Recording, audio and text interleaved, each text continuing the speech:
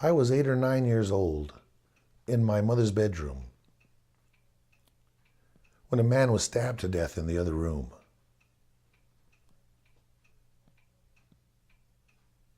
Here's what happened.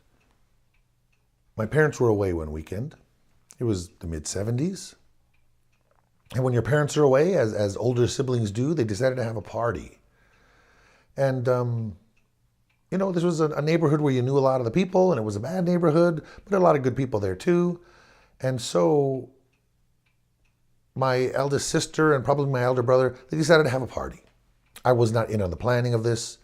Matter of fact, I became aware of it when I was given the privilege, hey, why don't you go to mom's room, mom and dad's room, and you can watch TV in there and sit on the bed. Like, all to myself. Hey, great. And so I got led into the room and got tucked in, and pillows were propped up, and wow, what's all this great treatment. My sister had sent two of her girlfriends in to get me situated, and they were all dressed up. And they were tucking me in like, oh, what a good boy you were. And they were telling me all these nice things and turned on the television for me. I wanted to see Channel 5. There was like a monster movies on or something. And it was great. They were all dressed up to the nines in satiny sort of evening gowns, and they were looking very pretty, and their hair was done up.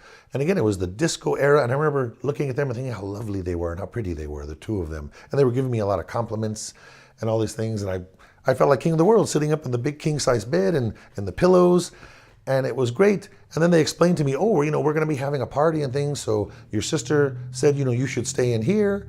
And we'll, I think they brought me some stuff and set it on the nightstand to eat and drink. And sounded good to me. And so off they went.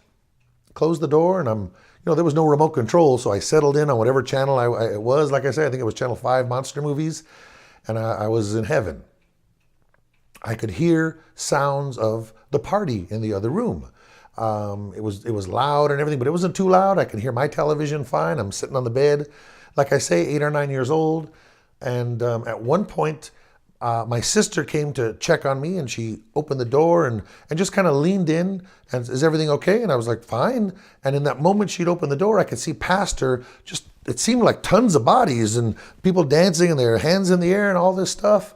And in my mind, it was like even lit up like a dance club, but we didn't have any fancy lights, but I don't know what was going on, And so like I said, just very briefly, my sister checked on me. She's fine. Oh, you're good. And she closed the door.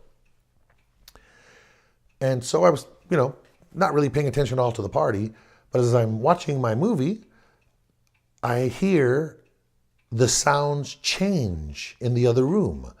And definitely it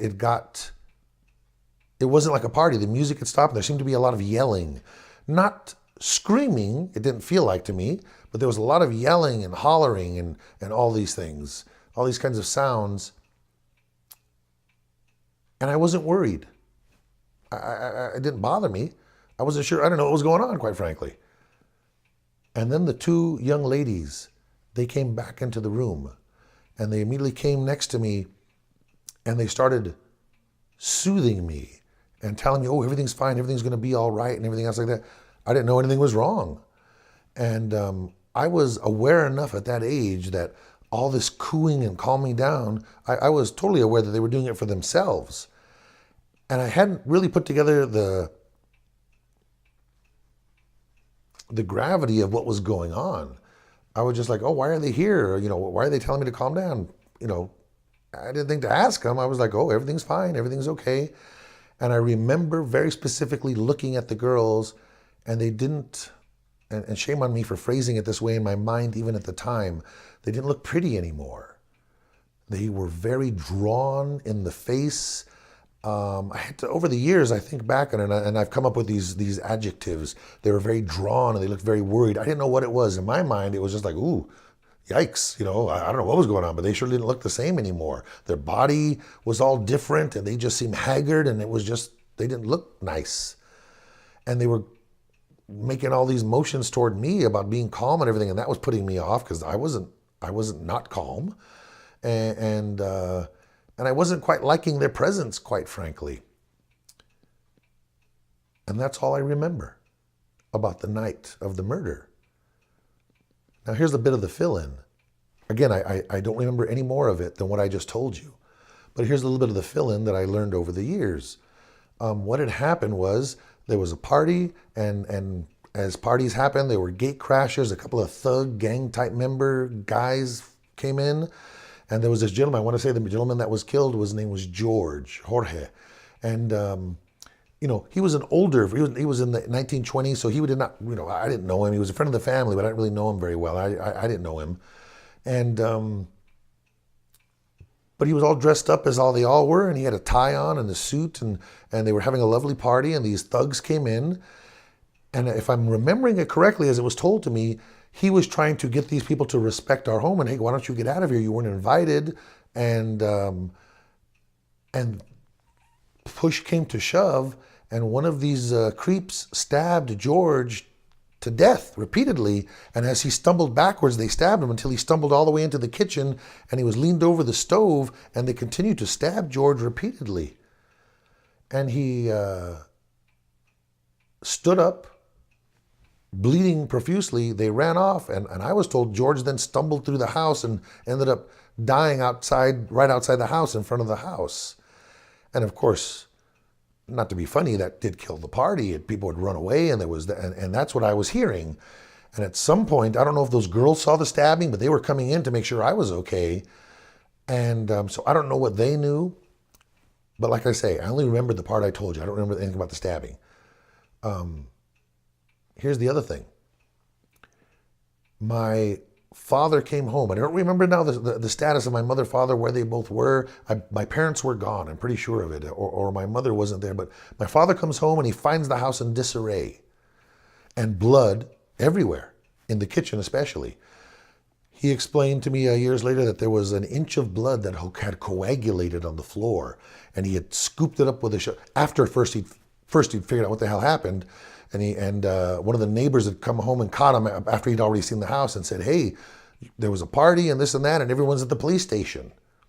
So my father calls the police station, everyone's there. He goes, oh, I just got here, let me go pick up the family. But before he did that, he thought he'd better clean the house. And he says he got a shovel and he scooped up all the coagulated blood in the kitchen, and it was thickened, and he had to clean it, and he mopped, all of his Marine KP skills came into play, as he put it, and he cleaned up the kitchen. And he went and picked us up and brought us all home. And I forget where my mother came in and all this. If he didn't let her get in and out of the car because he saw the blood, I don't remember where she came into this all.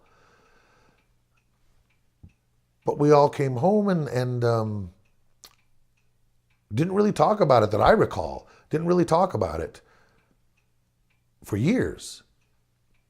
And once it started being talked about more, I realized, I remembered everything I told you about the two gals came in and had a great time and watching TV, saw the dancing, and then they came in again and were trying to soothe me, and that was it. I don't remember getting up out of the bed ever. I don't remember being taken out of the room or walking out of the room of my own. I am completely blanked out. I don't remember being at the police station. I'm reminded, this whole thing reminds me of my favorite movie. There's a movie called Tideland. It's about a little girl who has a really horrific life. And it's a movie not for children, but it's all about a child and how she continues to have a life of imagination within the confines of this very horrific life that she's leading. And the movie completely captures the resiliency of children in a really messed up world. And I really love that movie, though it's very disturbing, and like I say, it's not for kids. Directed by Terry Gilliam. I think it's the greatest movie ever, for the reasons I explained. But it's very disturbing. And I don't like disturbing movies as a whole. I don't like such things. And so when I saw Thailand, and it came up recently in conversation, that's why I bring it up, and it brought me back to the story of this party. And I've really, over the years, tried to think and fill in those holes.